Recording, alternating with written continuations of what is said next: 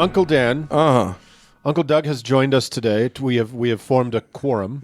We have formed a quorum. We can pass a motion finally. It is now We can read the minutes from last week's meeting, a fellowship of the whatever. and we can put the money in the U-Bahn can. So, for our snacks. So, Uncle Doug is going to introduce us, I think, Yeah. to a whole new, exciting group of people. Yeah, we don't even know what we're in for. We don't, literally have no idea what's coming next. So, I'm hoping we're going to like our new friends. Yeah. Well, I thought maybe today, back in episode 46, we talked about the Religious Liberty Task Force.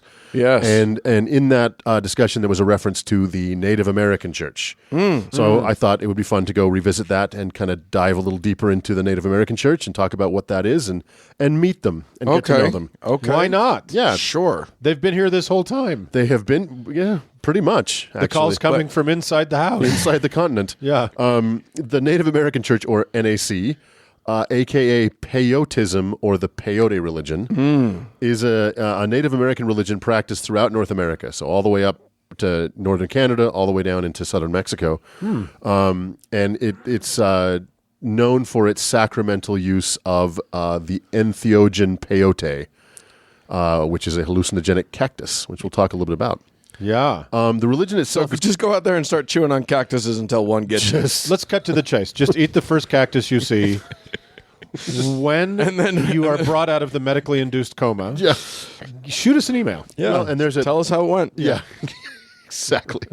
The religion is kind of an amalgam of Native American beliefs mixed in with various tenets of Christianity. And it varies pretty wildly depending on what region of the country you are. Sure. Basically, it was kind of a protectionist way of maintaining some Native American beliefs by just kind of putting a patina of Christianity over it. Right. So certain sects of the Native American Christian church reject the Bible entirely. Some of them accept it. Some of them are all about Jesus. Some of them are not.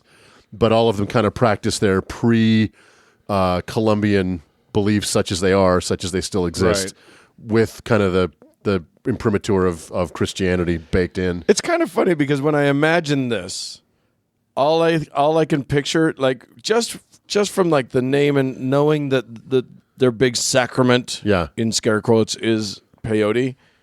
All I imagine is a bunch of dipshit hippie white kids, forming a religion, hoping that they'll get to smoke peyote legally. Yeah. And the thing is, if you were to kind of hold a gun to a typical, liberal arts major and demand that he invent a Native American religion, this is probably what he would come up with.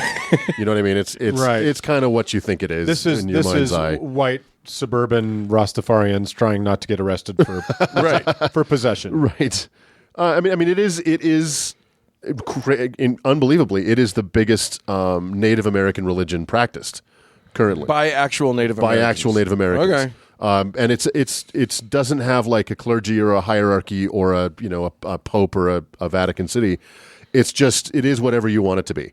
So Which is why it's the only religion in the world that is the opposite of Mormonism. Instead of sending out like more missionaries, people just flock to them. right. Dipshit Well, young white folks. It's got 250,000 or so adherents at last count, and last count was over 20 years ago for some reason. But yeah, it's practiced all over the country. It was originally developed in Oklahoma, and in the late 19th century. So it's got some history to it. Oh, really? Yeah, and as everything is that's developed in Oklahoma, it's awesome. yeah. And the history of Native Americans in Oklahoma in the 19th century can best be described as a sunny Sunday afternoon. Right. Exactly. Nothing bad ever happened Exactly. to a Native American in OK. It's primarily a monotheistic religion, and the deity is called the Great Spirit. Okay. Sure. And basically, one of the things they believe, obviously, is that God, the Great Spirit, gave us the fruits of the earth, particularly peyote, to be able to communicate and commune with God. And that's the point of it. For those of you out there who don't know what peyote is, it is a spineless cactus, gutless cowardly cactus. What are you, yellow? It's a yellow cactus. And I think the fact that it is spineless is probably one of the reasons that someone decided to take a bite. It's got various psychoactive alkaloids. Well, wait a minute. It isn't, but I might be mistaken. It's not the cactus itself, right? Isn't it a fungus that grows that sometimes infests that cactus? Not according to what I read, but I didn't spend more than a few months on I'm not this saying research. how I might know that. Cool it down there, Cheech. Not saying how I might know that, but It might be. a friend told me. How many cactuses have you licked hoping this would work? If there's fungus, eat it. Well, licking is one thing, but have you heard of booty bumping? really important you get a spineless cactus before you try booty bumping it. A friend of mine, Or you really got to work on your breathing. yeah, A friend named Mark. Damn it. I'm not good at these. The active ingredient is obviously mescaline, and the name peyote is it's Spanish word derived from the Aztec meaning glisten or glistening. really, Yeah. Which is not related to Jerry Blank's Jerry Blank's drugs Glint. in episode 7 of Strangers with Candy, I believe. Glint. Any gay guys over Somebody 40 out out there just cackled. just scream. Yeah. The ceremonies they have their weekly religious ceremonies, if they practice them that often, are Saturday night to Sunday morning. It's an all night affair. Sure. They take place in a teepee. They have a priest or an elder, A shaman. a shaman, depending on what area of the country you're in. But they all kind of have the same, basic structure to the ceremony. You eat peyote, you get crazy, you beat drums, you chant, you read scriptures, you stay up all night dancing.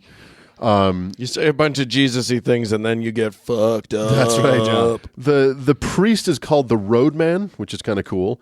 And he's assisted by a fireman whose job it is, obviously, to keep the fire going no matter how fucked up he gets. All I can picture now is, who are the people in your neighborhood? Actually, I love that. I love the name Roadman. I think that's It's really pretty cool. Yeah. Means something different in London? That's fine. Keep going. Exactly. So obviously, by the time the ceremony ends in the morning, peyote is a stimulant, so everybody's pretty wired. Yeah. So they come out of the tent or the teepee and they have a big breakfast together, and then they brunch. Exactly, they have brunch together, and then kind of in the mid-afternoon time, everyone gets pretty tired and it just kind of winds down. Can you make peyote into a mimosa? Is that a thing? I guarantee some white woman in the Southwest knows the answer to that question. Go see Nancy in Taos. She'll. So She prefers to be called River. There's a breakfast place called the Cougar. Just roll up in there with some turquoise and a chambray skirt. She'll trade you for a crystal. She'll sell it for a handful of beads. Yeah. So the anti-drug hysteria that swept the nation in the 60s and 70s became obviously a problem for this religion. Yeah. And in 1978, Congress passed the Indian Religion Freedom Act, which was actually meant to protect Native Americans from prosecution for possession and sale of peyote. In an insanely rare moment, Right. the Congress accidentally passed a law to protect Indians. Well, and it Clearly was a mistake. It was a mistake, and unsurprisingly, and in unprecedented fashion, the U.S. government didn't live up to that commitment. But Strange. we'll get there. Yeah. Oh, okay. That's Also what, in a first. That's what they were doing. Right. Hey, when was the last time we said we were going to do something nice for them and then fucked them over? Yeah. Last week. That's a fun thing. Let's do one of those. So for a period of time there, for a couple decades, only card-carrying members of this religion, of the Native American Church, could possess peyote. I tried very hard to find out how one could get one of these cards. And as soon as I know, you'll know. But yeah, so The then, application process is long and difficult. exactly. So in the 80s, mid 80s to late 80s, of course, Native Americans were starting to get arrested for possession because, America. Yeah. And then, as we discussed in episode 46, the democratically controlled Congress then passed the Religious Freedom and Restoration Act, or RFRA. Right. Ostensibly Yeah. to protect this minority religion. Yes. And it was it was Schumer and Kennedy passed it in the House and Senate.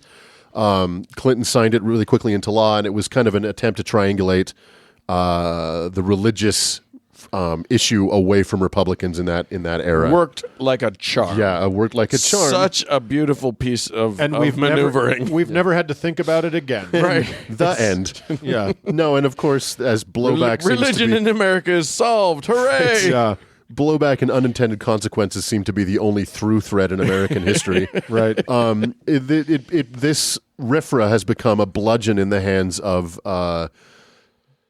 Beauregard Sessions III and the Religious Freedom Task Force. Yeah. It was also instrumental in the 2014 Hobby Lobby case, the Masterpiece Cake Shop case in 2018. Yeah. Will undoubtedly be cited in the future. So, who would have thought that the Democrats could have crafted the bludgeon with which they would be beaten for the next 20 years? Exactly. And we got to really put this thing, like, stress test this motherfucker and see, like, see if we can get some Christian asshole baker. Again, what the fuck is with bakers? But get some Christian asshole baker. You have to make a peyote cake. Not only made of peyote, but looks like peyote, which is not attractive. A glistening cactus cake for my Native American two-spirit wedding, bitch. We could blow this whole thing up. It's just, yeah, exactly. I think that actually, it's like an Ouroboros. It's a snake eating its own tail, and eventually it explodes into a star. It's a snake eating a cake. I want a cactus snake cake. Christian. We're going to have one of those at the meetup. Totally. We're gonna a peyote cake? Yeah. All right. That's there. Well, okie dokie. Doug is providing. Jokes. What fun we have. So, yeah, I mean, you are going to get fucked up if you come to the meetup. Oh, yeah, but not on peyote. We're all out. And that's essentially it. That's the state of the religion. It still goes strong today in Native American communities, and it is coast to coast. It's all up and down the North American continent. So this isn't. We were telling jokes about Barbara or Sandra, whoever she is in Taos. This is not what I had thought maybe it was, which is a bunch of white people trying to figure out a workaround to get peyote and get in touch with the spirit. This is actually this is their Native Americans using the imprimatur of the Christian Bible and all of the inroads into actual freedom that are reserved for Christianity. They were trying to use this to actually practice their shit. Correct. In a way meaningful to them. Thereby making it a lot harder for me to make fun of, and now I'm resentful. We're leaving it in. I have to be nice about this. Pre Columbus, all of these were various nations and tribes throughout the country, or their country. And this is the first time, that they've actually had kind of a cross-continent religion. Because they were entirely diverse and there was no communication. It seems sort of anathema to the story of the Native Americans, which is not like a monolith. Like Native Americans are as diverse as any continental group of groups of people. And this is the closest thing they've ever had to kind of a continent-wide identity. Right. So this is similar. We've talked in a previous episode about Pan-Africanism, right? Which is precisely this ability to kind of rebuild an identity out of a shattered, post-colonial shitscape, and kind of create a space for you to, re-examine what you hope what you think your roots were. This is the same thing, right? They're white colonialists. We're uniters, not dividers. And then fairly recently, the Neo-American Church, which is exactly what you guys were thinking of in the beginning, is precisely a bunch of white people trying to legalize drugs so they can bang drums in tents. Right. It's baby boomers. They tried to use the same legal structure to get LSD and marijuana legalized for their sacraments and failed miserably. But that's a story for a different day. The Church of the Holy Drum Circle. That's the Church of the Holy Divorcee. The Church of Stinky Hair and Didgeridoo. Yeah. And rain sticks. Yeah. Well, I'm for it. Not that one. I'm for the other one. So there they are. Meet the. Little Native did I know American that night in Burning Man, I was actually practicing my a religion. Yeah, I had no idea. You've been baptized at Burning Man. Well, thanks for sharing that, Doug. And when's this going to kick in? Because it takes a minute. I drank this shit 40 minutes ago, and I'm feeling a little sick. You got to booty bump it. Yeah. Okay. Moving on.